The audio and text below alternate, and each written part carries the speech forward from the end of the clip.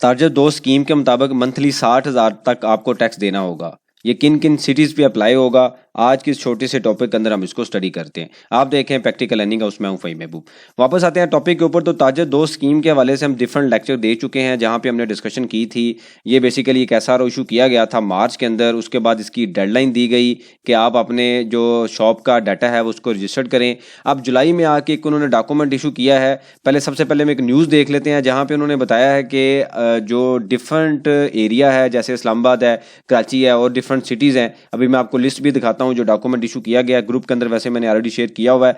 तो वहाँ पे होता क्या है कि अब आपको अगर आप इसकी इंफॉर्मेशन को थोड़ा सा स्टडी करें उस न्यूज़ को, तो इस्लामाबाद के कुछ एरिया हैं जहाँ पे ग्राउंड फ्लोर पर जो शॉप है उन्होंने 60,000 तक पर मंथ जो टैक्स है वो पे करना है। इसी तरीके से उसी फ्लोर पे, उसी एरिया में जो अदर फ्लोर पे शॉप है उन्होंने 30,000 तक जो टैक्स है पर मंथ पे करना है।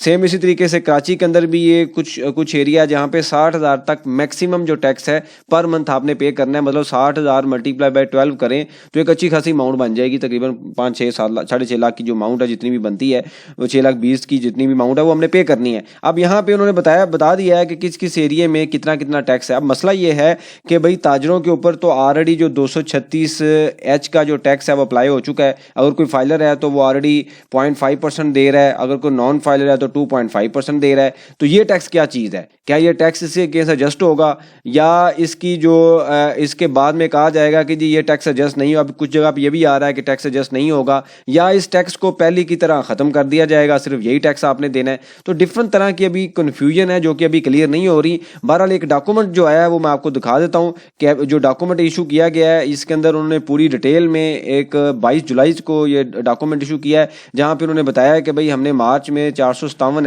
SRO इशू किया था। उसके अंदर हमने बताया कि आपने क्या क्या काम करना है। ये सारी डिटेल अवेलेबल है। सबसे एंड पे जब आप आएंगे, काफ़ी बड़ा डॉक्यूमेंट है, तो यहाँ पे आप देखें तो यहाँ पे उन्होंने एरिया वाइज जो है वो सारी चीज़ें दी हुई हैं। यानी अगर आप स्टडी इसको डिटेल में थोड़ा स्टडी करेंगे तो आपको नज़र आएगा कि सारे हर एरिया शॉप वाइज उन्होंने पहले सिटी बताए हैं, कितने शहर हैं, फिर उन्होंने एक स्केड्यूल ऐड किया जहाँ पे सिटी है एबटाबाद, एरिया है एबटाबाद बाज़ार है, उसके बाद इंडिकेटिव इनकम है कि 13,50,000 तक इनकम है, और जो टैक्स होगा वो 1,20,000 होगा, और जो मंथली टैक्स है वो 10,000 रुपये आपने देना है।